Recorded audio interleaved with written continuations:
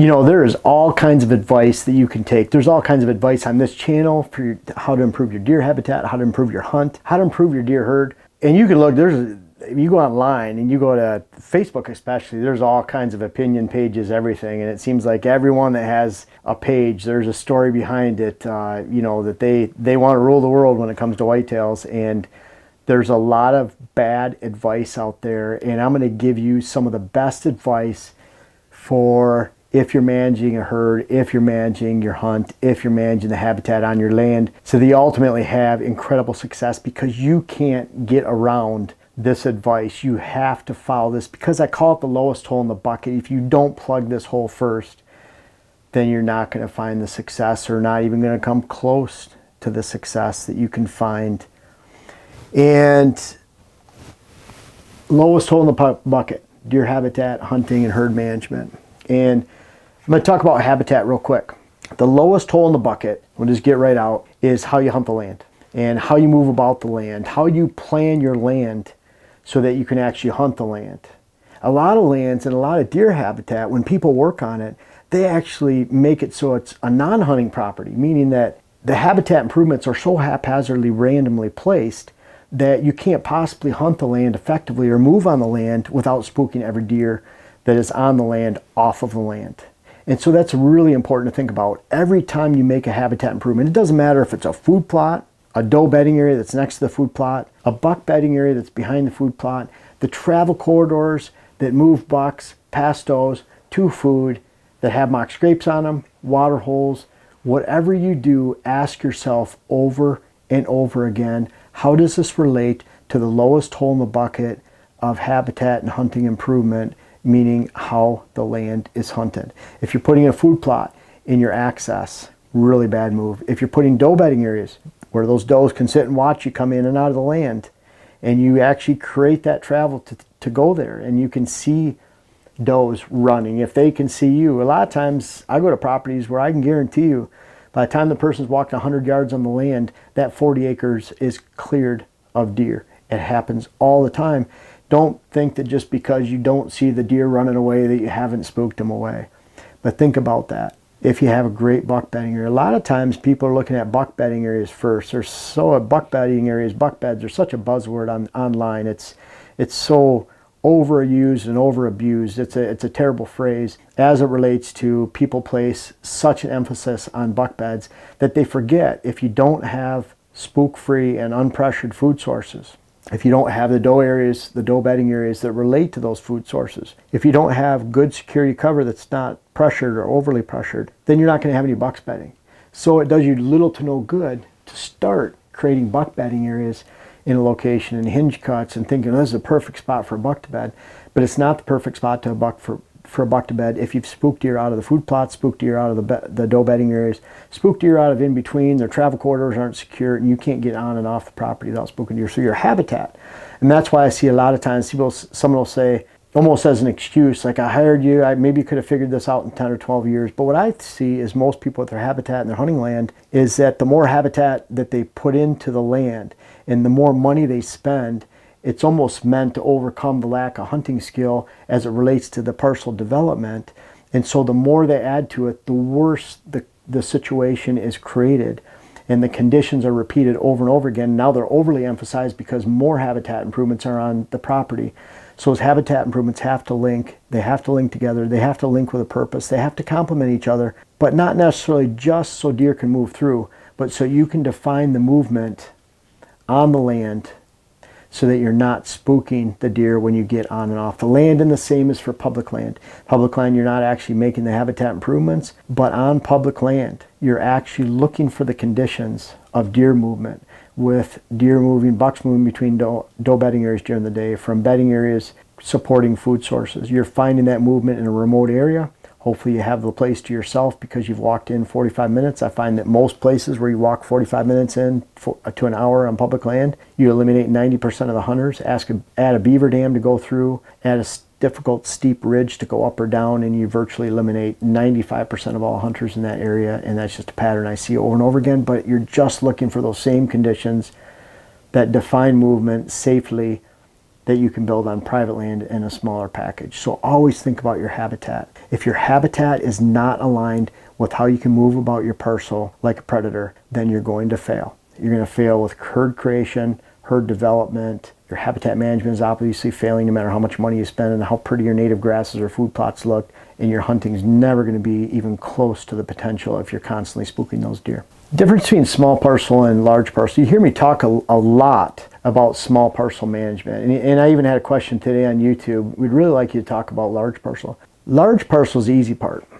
If you only have 1,000 acres, 1,500 acres, 2,000 acres, if you have that many acres, the problem with deer management on that size of a parcel is the size of the parcel encompasses your hunting mistakes. So if you only manage, for example, let's say someone only managed large parcels, let's say 500 to 800 acres and over all the time. The management practices that they're used to on those larger parcels might work partially. You're still never going to develop the herd you have. You're never going to develop the habitat to create that high quality herd. You're not going to attract a lot of bucks, protect a lot of bucks. You're going to hurt your buck age structures. You're going to hurt the ultimate number of bucks.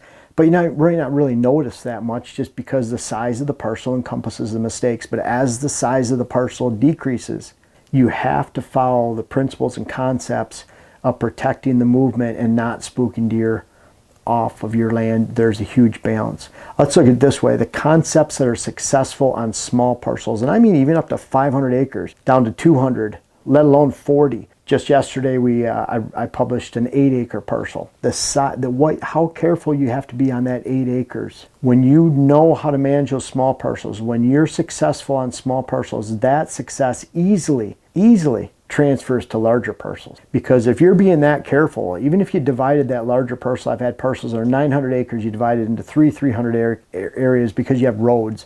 A 400-acre parcel has a road going through the middle of it, so you divide that property in half.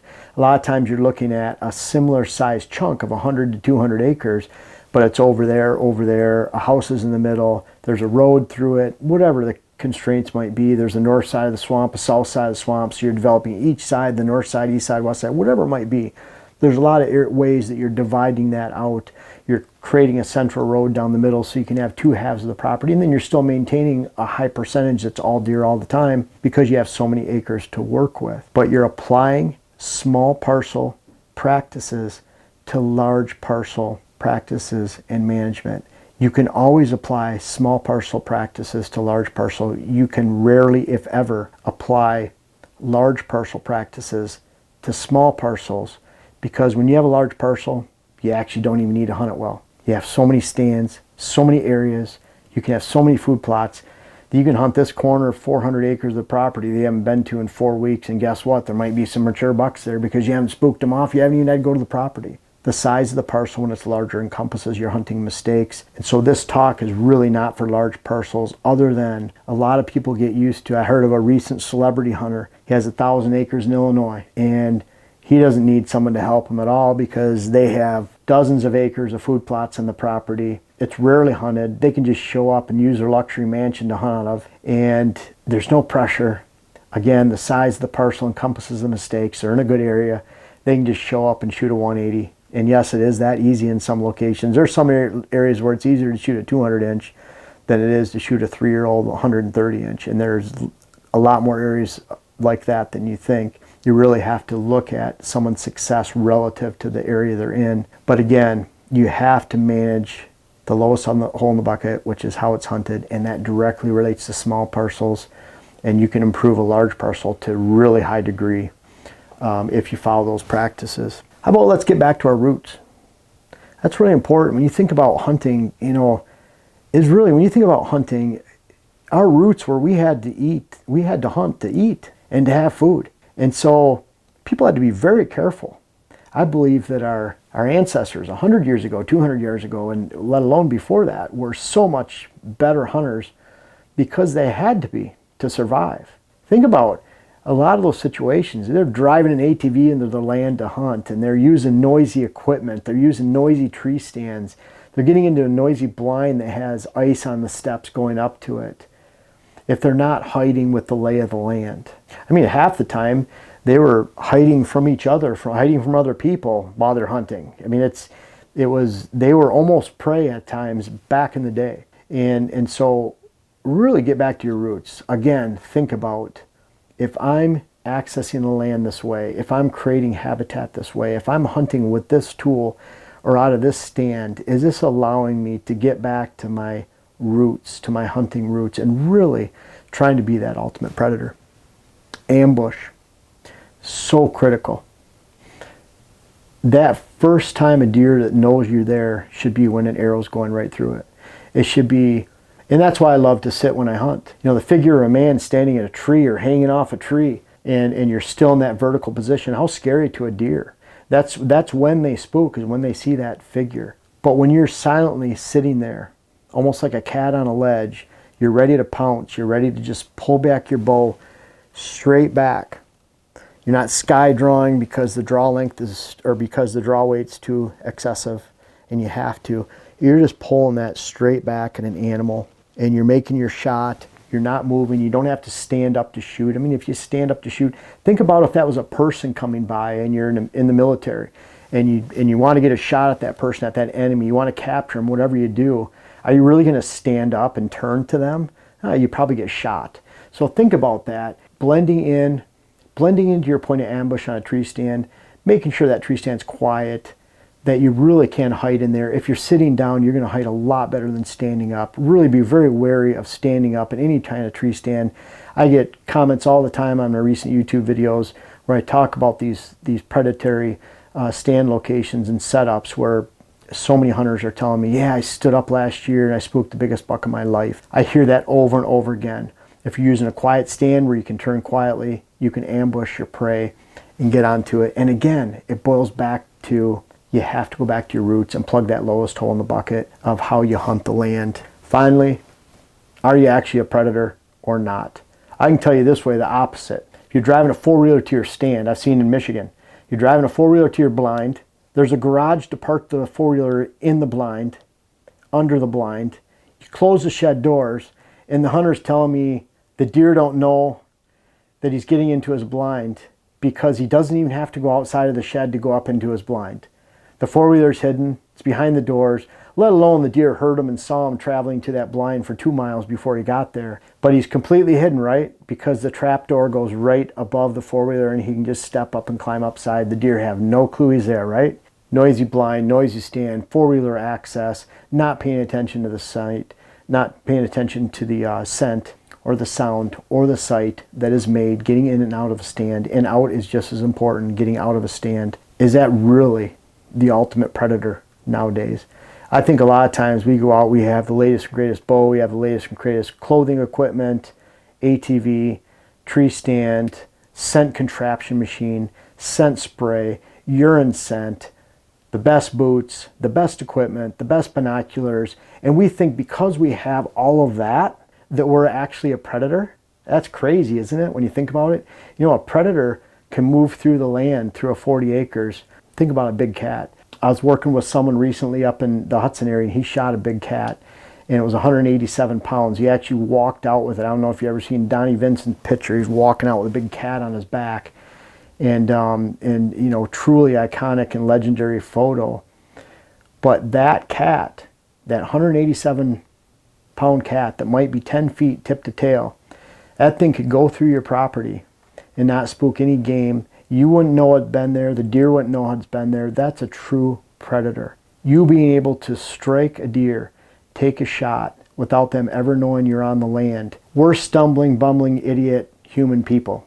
It's hard for us to be the predator like a big cat. We're never going to be that, but we can use our mind.